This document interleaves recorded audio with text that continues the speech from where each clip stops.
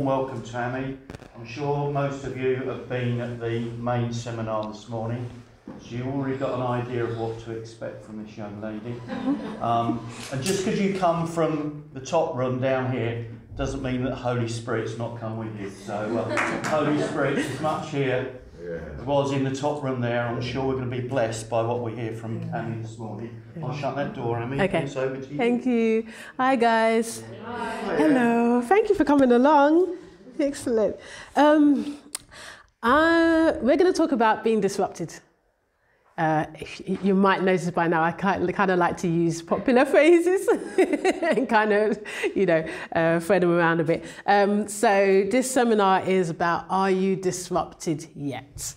And it's looking at this disruptive nature that has come about and whether we are ready to get on board with it. Now, I don't want to assume, but is everyone in here a CYF worker of sorts? So you work with children, young families and youth? No? Awesome, wonderful. Okay, cool. Just like, what's your particular ministry, if you have one, just throw something out, or everybody. Not something, but something that you actually do.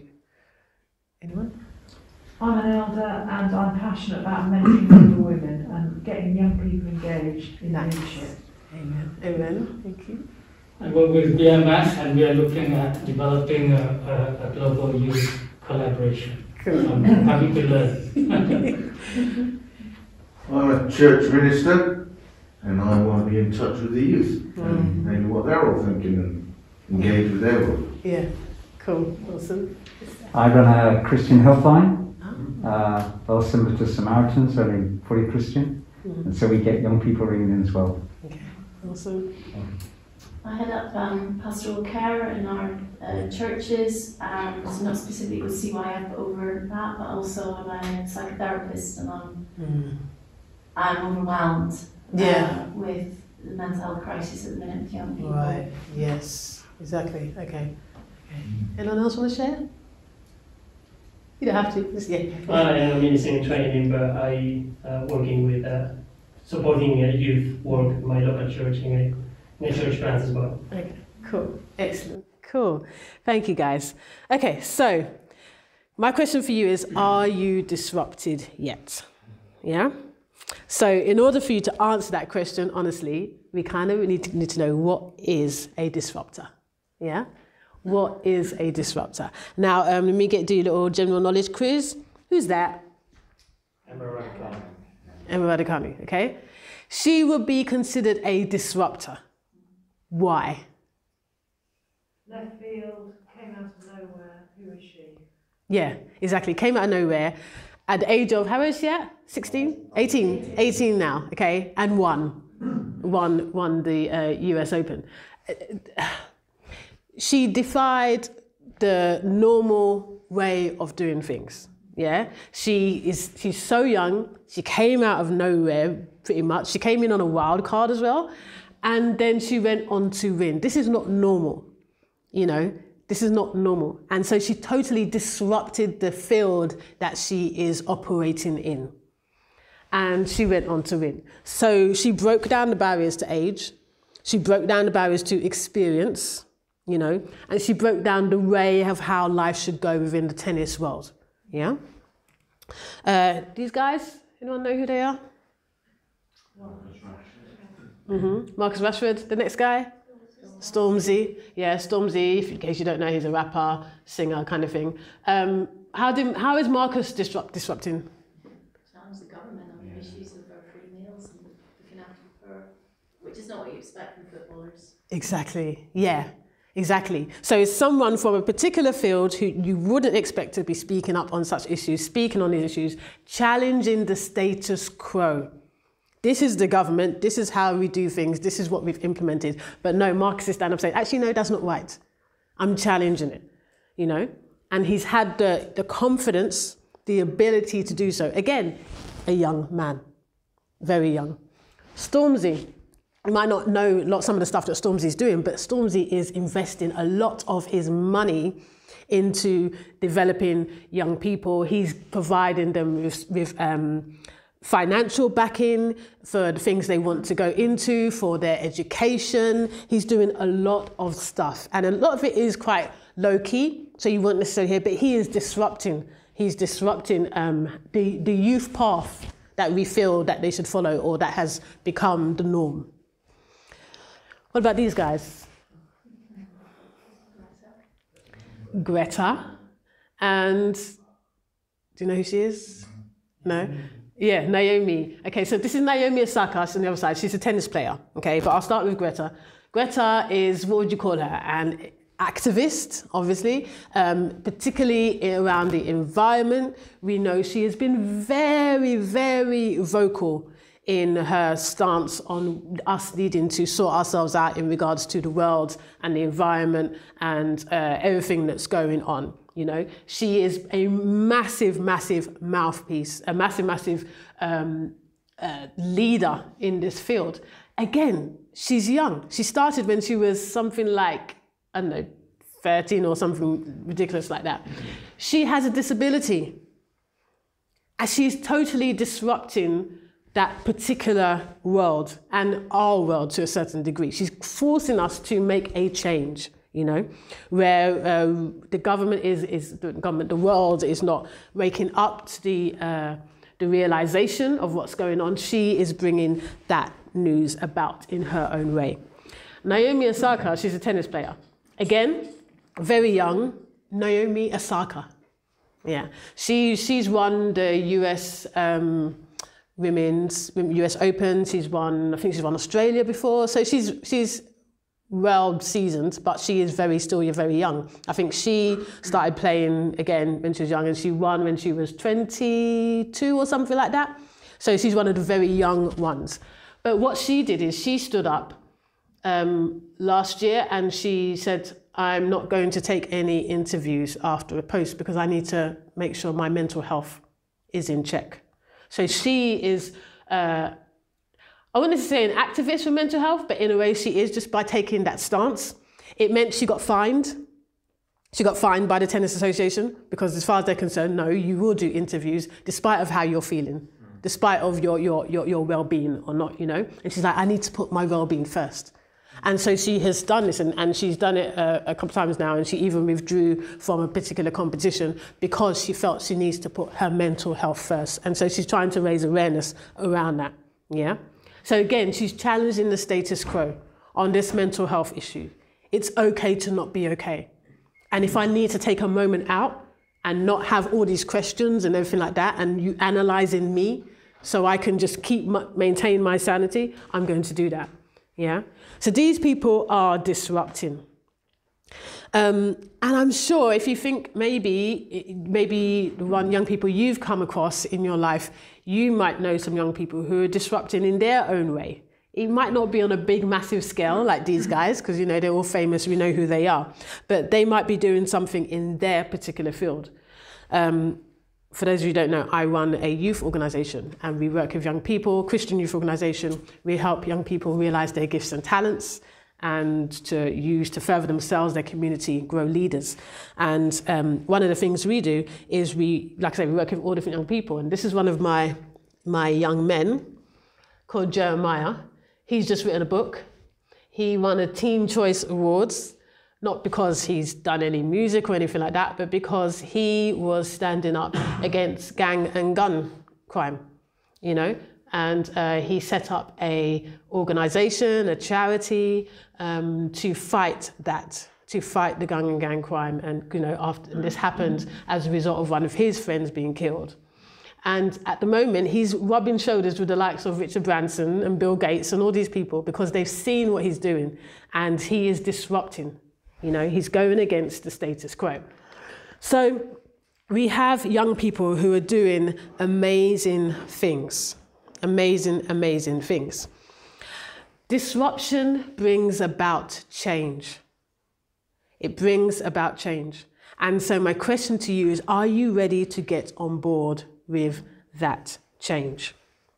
But it comes not at a cost per se, you know, but it's not necessarily an easy journey to travel, because it means that we have to analyze ourselves. and really look and see, what are we doing to fuel, to foster, to maintain something that isn't necessarily what's needed right now. Young people are getting vocal, very, very vocal. They're realizing that they have a voice, that they can use it, that they're not afraid to use it, and so they are changing the way we look at society. And we would be at a miss as leaders, as workers, as parents, as uncles, aunties, whoever we are, we would be at a miss if we ignore this as young people just chatting, or, you know, young people just doing their thing, you know? We would be at a miss. They are making, oh, thank you. He tried to get in. Okay. Yeah, we would be at a miss if we do not listen and do not recognize what is going on right now. I can stand here and say, you know, the children are the future and all that sort of stuff. Actually, no, they're now. They're now. And they're speaking now. They're opening up their mouths now. They're seeing what we have done, what we have created, and they're saying, you know what? It's not necessarily that good. We could do things differently. You know, it's about being woke. It's about being woke. You know, they're like, you know, we're not going to sweep this under the carpet anymore. Actually, we're going to address it head on. You've messed up the planet. We're addressing that head on. You know, you're not feeding basic things like a child to have a free meal, have a meal when they don't have any. You're not doing that. We're going to tackle that. You know, we're not speaking up about the fact that I feel down, that everybody right now is not feeling their best. And so they are challenging what is going on.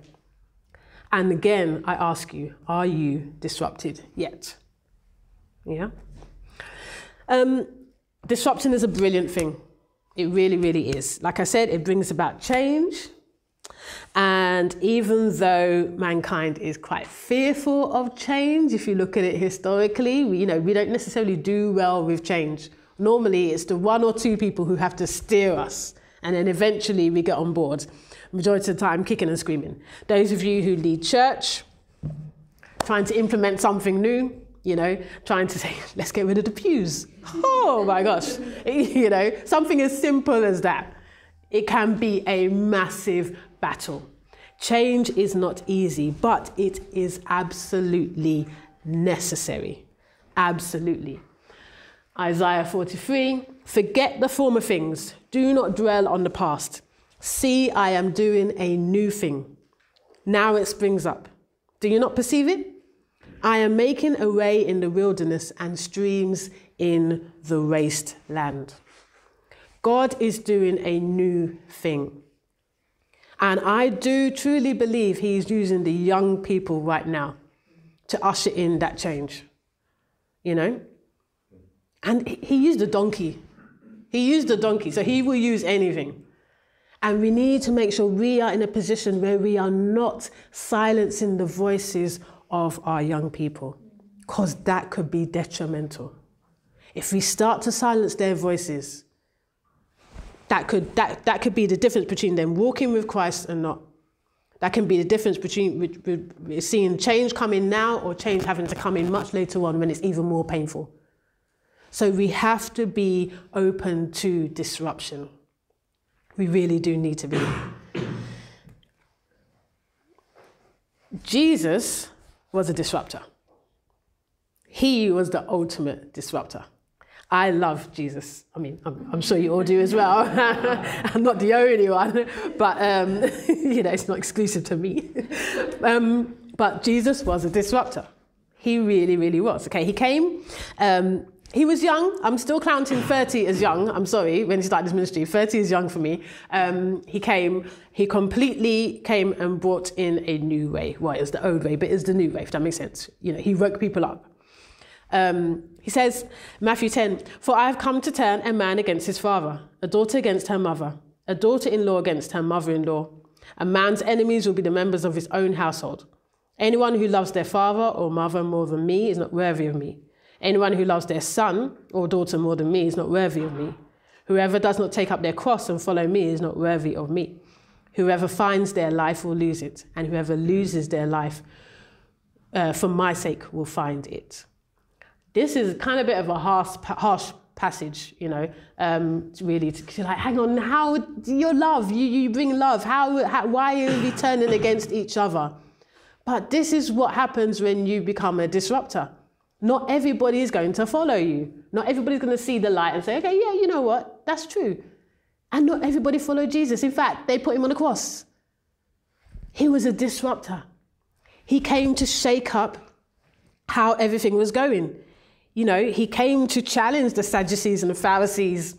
He came to tell people, this is the way. And they either accepted it or they didn't. And there was a lot less of them who accepted it than those who didn't accept it. And we're still in that situation now. But it only takes a few. It only takes a few.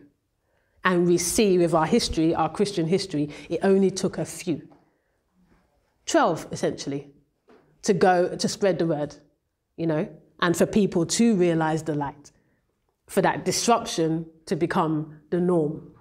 But we have to be careful when the disruption becomes the norm, especially when we get caught into tradition, you know, when God is telling us, oh, you're going to do something, and we get tied up with a tradition and we forget God and we forget what he's really saying, and we just start doing, just kind of falling into that way of life, but not actually enlightening ourselves and deepening ourselves to what he is saying.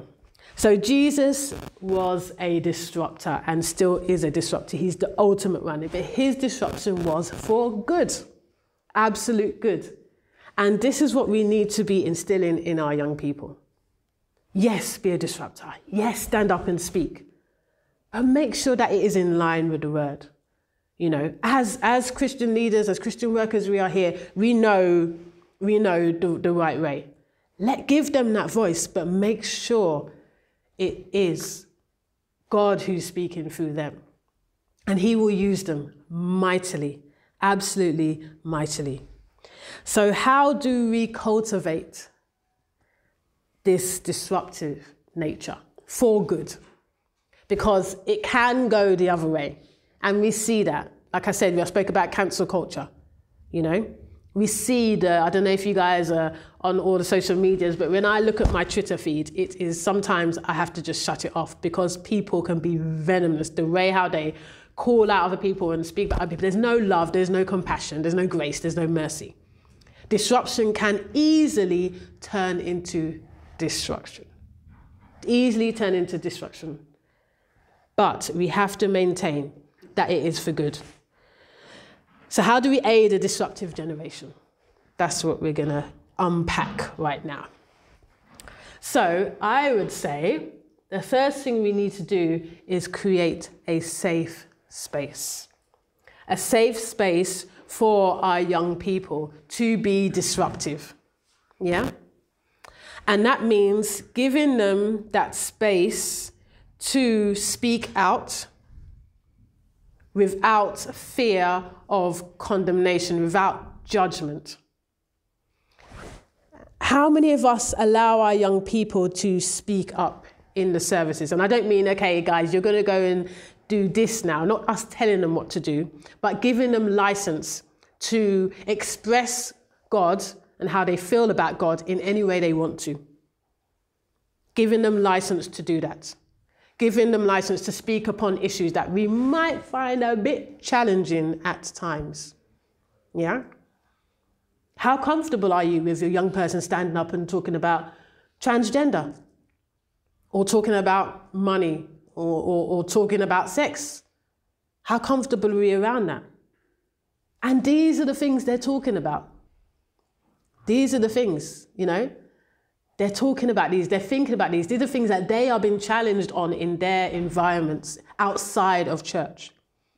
We only have a limited time with our young people. Are we giving them that safe space to explore everything that's going on, but they're surrounded by the love of God? They're surrounded by non-judgmental people. They're surrounded by people who say, okay, yeah, okay, speak, and let's talk together. Let's reason together. Let's unpack this. Let's see what the Bible says, you know. Are we giving them that space? Now it's very popular to speak your truth. I'm going to speak my truth, yeah? This is my lived experience. Are we allowing our young people to speak their truth? So can we create a safe space in which to do that?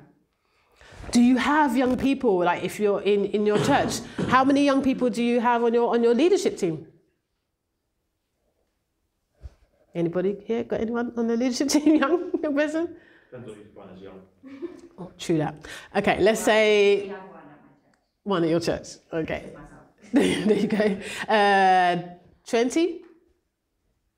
20s. 20s, yeah, not 20. Okay, so, how about that?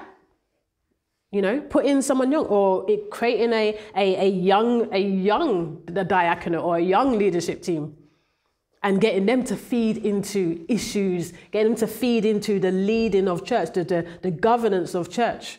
You might not want to bring them to your deacons meeting or your trustee meeting. Sometimes we know what they're like sometimes, but maybe getting them to form something so that they can have an input. We want to keep our young people in church. We want to keep our young people in the body of Christ. We need to give them ownership. They need to know that this is theirs. This God is my God. This church is my church. And so we need to give them that license. So can we create that space for them without judgment, no matter what they say? And I'm not saying you don't correct young people. Yes, they need correcting. Oh my gosh. Some of the things my young people say, I'm like, you really? No. I have to just shut them down, but in a nice way, and you share with them and you let them share and you let them have their opinions and their points of views. And like I say, you challenge them healthily on it, but you create that safe space so they never feel that they can't bring it to us. Because if our young people stop talking to us, and a lot of them pretty much have, they stop talking. They really have to us. They're talking everywhere else. They're vocal everywhere else, but they're not necessarily talking to us. We have serious problems then as a church. So create that safe space. Number 2 is seeing through their eyes with your wisdom. And like I said, yes, they're disrupting. Yes, they're coming with something new. That does not negate what we know. We have wisdom. We have maturity. We have an understanding that our young people do not have. We need to make sure that we can see where they're coming from, understand that, maybe not even understand, but it accepts that this is them, yeah, but still use our wisdom. Yeah, our wisdom is key. We cannot throw that away. Yes, God is doing a new thing, but that doesn't mean that his word changes. His word remains the same. And so we need to tap into that wisdom that we have, the experiences that we have, the maturity that we have, and be able to come and put that together with their disruption, So we need to remember to see through their eyes, but with our wisdom. God has put so much in us. Let's not forget that. Patience. Literally that. We need patience. Because when they are saying something that is just like, what? Or when they are doing something as well, or they're suggesting something that is very, very questionable, we need to have patience. And sometimes we need to allow them the license to do it, even though we know it might not quite work. Because we all need these lessons, right? We need to be able to, you try, it doesn't work, you try again, and you try again, And so we need to have patience. Disruptiveness is not something that everybody just jumps onto straight away. It's this whole change, this change culture. It takes time. And it requires the whole church to be patient. It's not just enough for us as maybe those who are working with young people or the leadership or, those who are in a certain position who can understand it. We need to push it out through all the different avenues, all of those who in church or in your ministry. Everybody needs to get on board and understand this is what we are doing here. We are creating the leaders. We are giving them space, we're giving them ownership, but we need patience, just as God has patience with us. Creativity. Creativity is key This whole world is creative. It hasn't stopped being creative. God is our creative being, creativity is so important. But right now, with technology and everything like that, creativity has kind of blown up in a way. And so we need to get on board with that. What we were doing before doesn't necessarily work. I was speaking to someone yesterday at dinner, and they're saying, the people who run the young people, who lead the young people, they're still doing 1970s youth work. I thought, Lord have mercy. But that's what people do. We need to get creative. I work with a lot of churches and they're like, we've got no young people. The young people aren't doing this and like that, but they're still teaching them they're still singing with the 13, 15-year-olds with Jesus in the boat, we can smile at the storm. Getting them to do the actions and stuff like that. That's not where a teenager wants to be at this moment in time. We need to move with the times. We need to be creative. Yeah? And if we don't know how to be creative, one, pray about it, but two, find people who can be. And if it means we have to step aside, let's be open to that.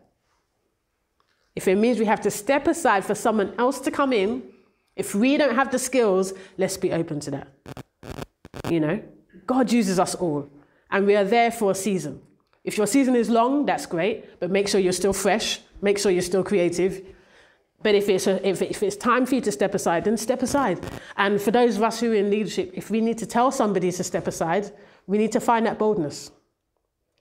Because keeping people in a place which is just going to stop change, it can be as disruptive as the ones who are trying to bring about change. So we have to have that boldness. If we cannot bring the creativity ourselves, let's make space for it elsewhere. And then watering. Disruptive nature, disruptiveness must produce good fruit. Otherwise, it is destruction. I said this already. It is destruction. It must produce good fruit. So if you are giving space to young people, but you are seeing that it is going in a direction that you know is not of God, it needs to stop.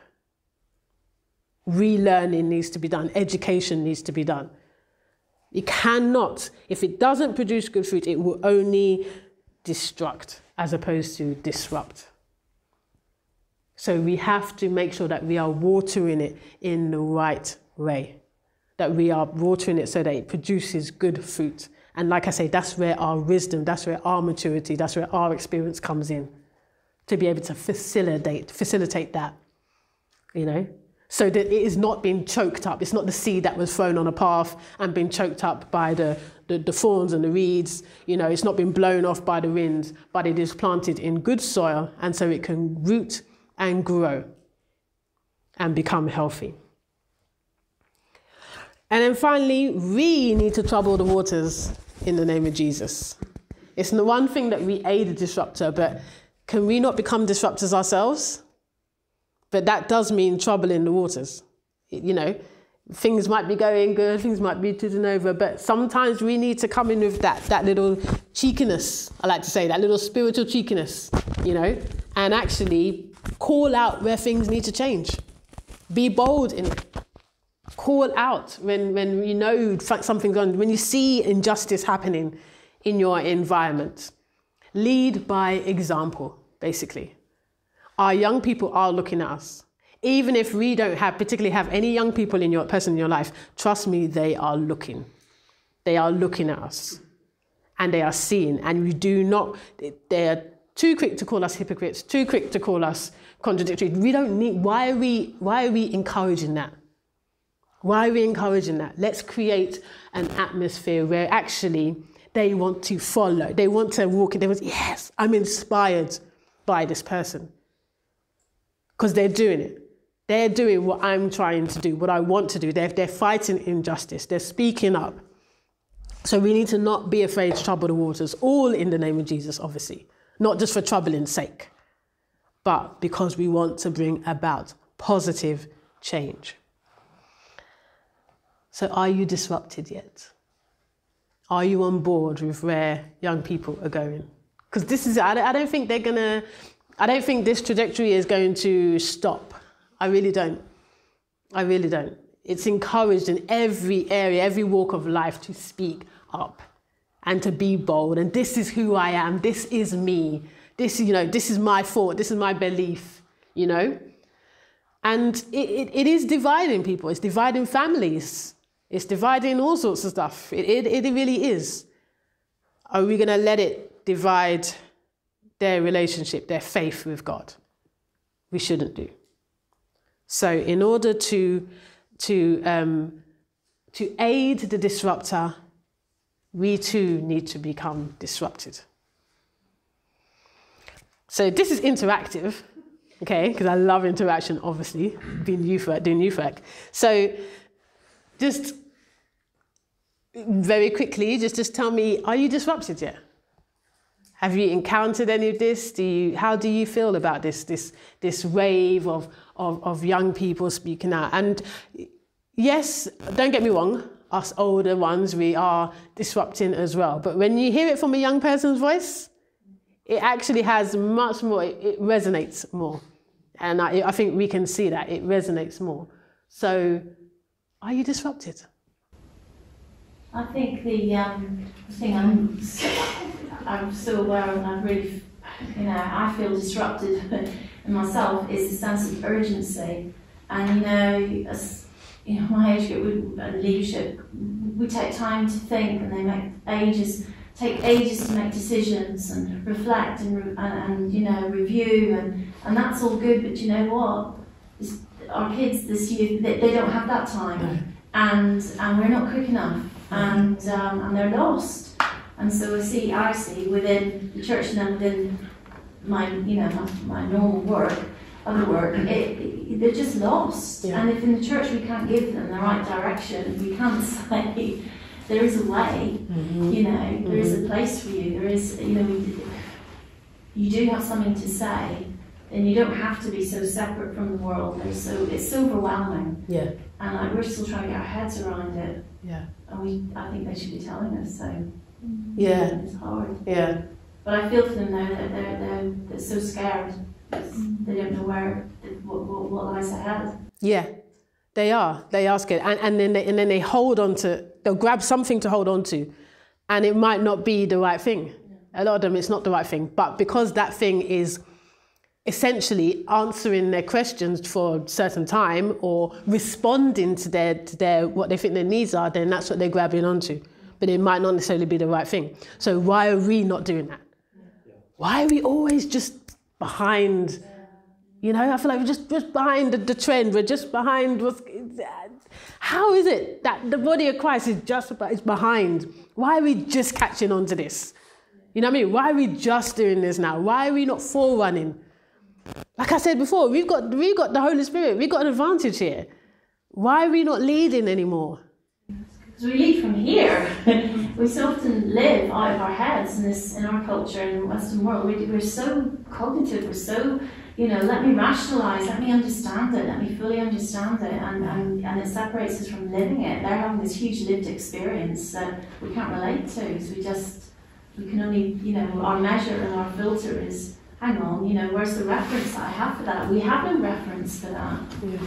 Yeah. We can't go back in the generations and say, oh yeah, our grandparents struggled with that, and this is, we always struggle with the teenager. Yeah, yeah. It doesn't mean anything now, does it? No. I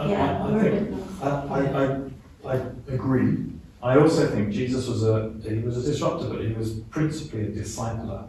Mm-hmm. So he set the culture, created an environment by which he helped his disciples to interpret the world in a new way. Yes. And I think that's what's important as well. So, because as you say, the young, I have teenagers, we have lots of young people and young adults in our church. I'm a church minister.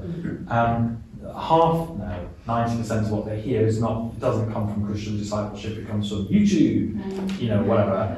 And they are being discipled, but not in the kingdom values. And so there's a place for us to help. It's not that, I think I find it hard to be ahead of some of those trends because you don't know what's coming.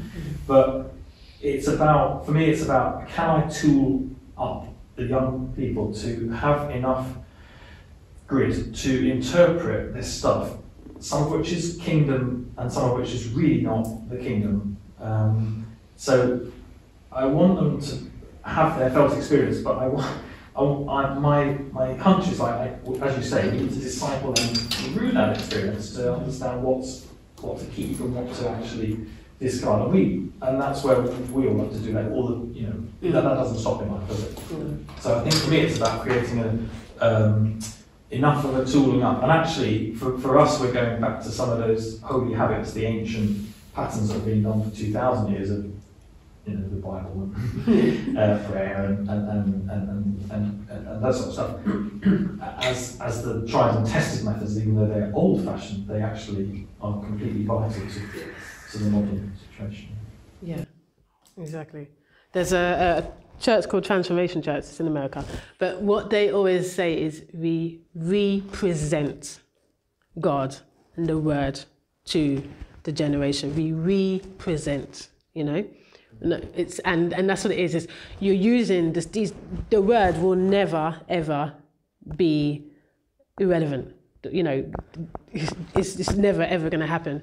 But how do we represent it to our young people so that they can understand it, so that they can apply it, so that they can live it in this time, in this world, with all the things that they are going through,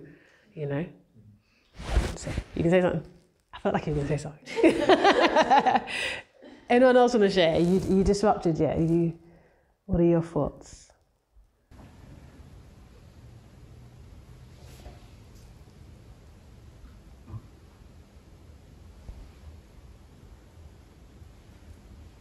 I guess I can say something. I was just thinking how sometimes, like you were saying, like young people, they just speak their mind. I'm without a filter, and sometimes that could be scary because you don't know what's coming out of their mouth next. But it's almost like I still get that thing of like creating a safe space and allowed to have a platform to speak. But I think I found in the stuff that I'm doing that sometimes that means I've got to let go of control, and sometimes that's really scary because it's like, well, I don't know where it's going or I don't know what's going to happen. But like letting go of control in a godly sense of like, actually, Holy Spirit, you're the one that's wanting to do this. So like almost, okay, Holy Spirit, you do it. I take my hands off control if I don't understand what is happening all the time, because like I said, it's like in such a time of everything's moving so quickly. Like someone's cancelled one day, someone gets cancelled another day. I can't keep up. But like within that, like kind of hands off. Like okay. But still very hands-on, but almost hands-off in like, Holy Spirit, like, I've got to do this with you because I know I don't know. Yeah, definitely. We are having to really be on our feet and just think quickly in the moment, but then also strategically as well, and it is fast changing, and it is, there is that blended approach of hands-on, but hands-off, and it's about having discernment. It's my favorite word, and every time I speak to anybody who's working with young people, I say you need the spirit of discernment. You need the spirit of discernment. I've been doing youth work now for coming up to 30 years, and this is one of the things that I continuously ask the Lord for, that spirit of discernment. To be able to see into a young person what they're going through, without them even having to speak it and to say it, and to be able to respond to that, let God work through me and to respond to that. I think it's key when we're working with young people, that spirit of discernment. So if I leave you with nothing else, then just to put that on your prayer list for every day, that spirit of discernment. All right, my lovely colleague over there in the corner, Dion Marie, is here, and we're going to be doing this together. She's going to be doing much more later on. But we've got a little checklist for you to go through, because there are some hot topics right now that young people are dealing with and are talking about and are asking questions about. And so we want you we're going to go through this checklist, and we're going to see where we stand. How comfortable are we with these things, and see where we're at. So we're going to go through that. And it's just checklist. You can, if you've got a pen, you can circle if you want to. There's a couple of topics, and it gives you options of you're confident about it, you're unsure about it, you're open to it, you're not comfortable with it, you're definitely not okay with it, okay? And there's a front and a back, so there's quite a few topics on there. We're going to ask you to do this now and then do it later on in the next part of the session, just to see if once we've had we're going to do some other stuff in between and see if you shift at all, okay? So if you want to circle, feel free to circle. Do you want to go through it? Yeah. So the first one we have on our list is body modifications. So this could include makeup, piercings, tattoos, and cosmetic surgery. And as Amy already said, there's no judgment in your answers. You don't have to share this with us currently. It's just for you to kind of reflect and think about where you're at. So when I say confident about, unsure about, open to it, it could be discussion or having other people, young people, speak up about that. The next one is racism, diversity, and inclusion, and it's quite a lot in one bracket. But it's also a topic that I think everyone here should be used to by now. And you probably hear it everywhere you go. Mental health, that's also one that's very topical at the moment. Sex and dating. And then on the other side, we have gender roles. So this is more to do with what is the male's role, what is the female's role, and how you feel about that, biblically and in general, where the world's at.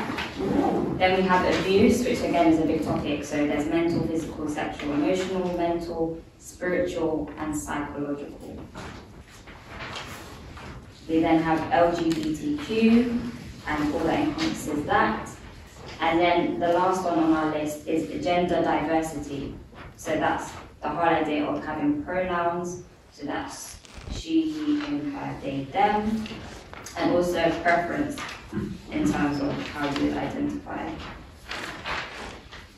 Can I just ask, do you mean, am I comfortable with the topic, or am I comfortable with handling and addressing and listening to the, engaging with the topic? Both. All right. Yeah. And if you need to do a separate tick for each, then go for it. Yeah. If you want to put extra notes, you can do that as well. So if you're confident about the topic in general, but you're not confident about talking about engaging, that's also easy to know.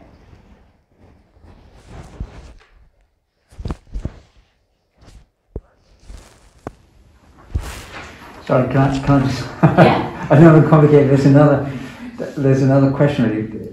One, are you comfortable to talk about it? Mm-hmm. One, have you begun to form your own view about it? Mm-hmm.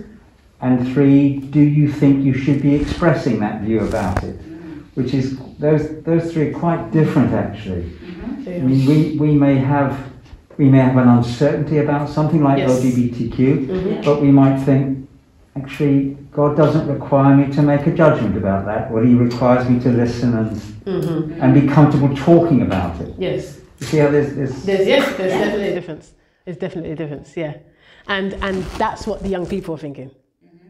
Exactly that. There's a difference. I have a view about it, but can I voice it? Or if I voice, so and there is a complete difference. So in relation for you for this, think. If you want to, you can section it off and you can say to yourself, okay, so am I confident with it, or am I comfortable with it or not comfortable with it? Am I willing to engage with it? Yeah, so maybe just in those two. Am I willing to engage with it? Am I on? No, that makes sense. It makes it a bit easier. But there is so many facets to it. It's not as straightforward. Yeah. And this is the problem. And are we, yeah. And this is what we're struggling with. I think you've all demonstrated well how one complex this is, but the fact that you're even questioning the extra questions and the extra layers means that you're along the journey, which is amazing. If you all was just silent and was like, yeah, great, I can just settle this, I can do that, then we'd have an even bigger problem. Yeah, but the fact that you are seeing that there are complexities within it, then that's great. Does it make it easier for you to just do it? base it on one then. Just go on one. Yeah. The one that you feel most strongly about then. Going back to your point, there is a little bit of maybe some uncomfortability with it. Talking about it and engaging with it. So I do a lot of work around diversity and inclusion and racism, and especially in the Baptist society, organisation, world we live in, whatever we do.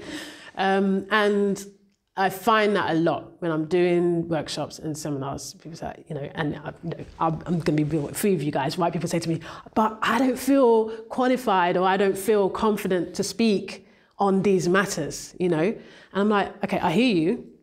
But if you've not got a black person in the room or a person of colour in the room, it still needs to be said, And I'm giving you license to speak. I know you're coming.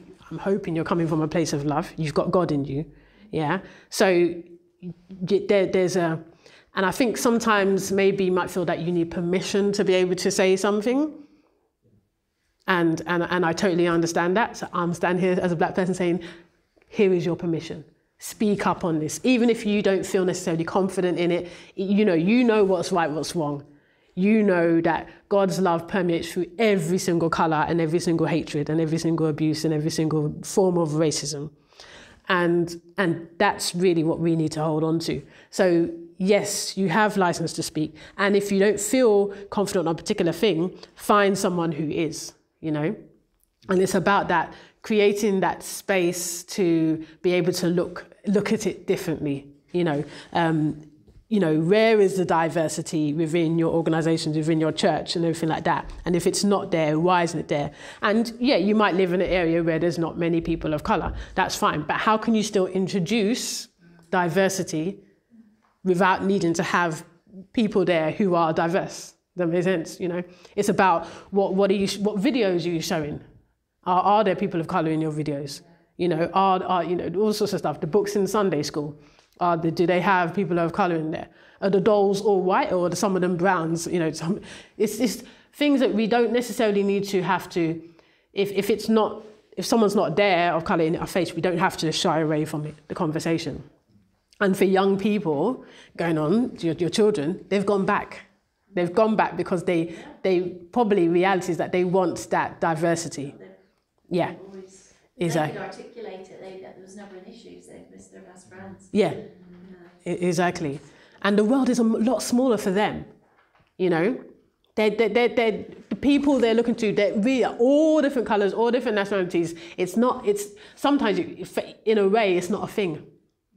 Because for them, it's not, But if they're not seeing that in our churches, if then those conversations are closed off because we lack confidence, or we're just not too sure how to address it, I don't want to step on anyone's toes, I don't want to offend, If you're coming with God, you cannot offend. So I would say, definitely, wherever we are at on this one, the racism, diversity, inclusion, don't let your lack of confidence be the thing to hold you back. Yeah. We have to stop there. I'm hoping you guys are going to come back this afternoon, because we've got to go through the rest of this. And we've got some stuff we want to unpack and do some stuff with you and exercises with you. Like I say, we're youth workers, so we get up and do stuff. So I'm really hoping you guys will come back and after lunch and we can carry on. So thank you so much, guys. Thank you. Thank you. Thank you. 4:15.